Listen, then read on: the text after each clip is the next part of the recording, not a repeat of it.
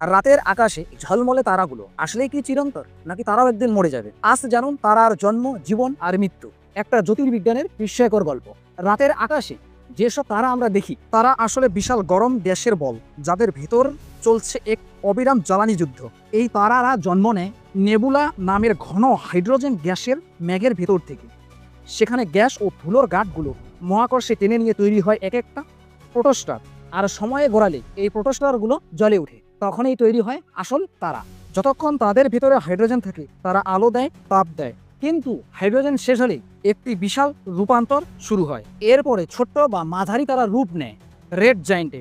তারপর বাইরের স্তর ছুঁড়ে ফেলে দিয়ে ভেতরে রেখে যায় হোয়াইট ডোয়ার্ফ, যেটা আর আলো দেয় না, ধীরে ধীরে ঠান্ডা হয়ে যায়। আর বিশাল তারাগুলো তারা মারা যায় এক বিশাল বড় বিস্ফোরণে, যাকে বলে সুপারনোভা।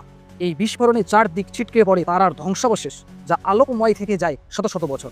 এই তারার ধ্বংসাবশেষ থেকে কখনো তৈরি হতে পারে নতুন তারা। পৃথিবীর সবচেয়ে বড় তারা ভিওয়াই ক্যানিস মেজরিস, এটা সূর্যের চেয়ে 2000 গুণ বড়, কিন্তু এত দূরে যে আমরা তা চোখে দেখতে পাই না।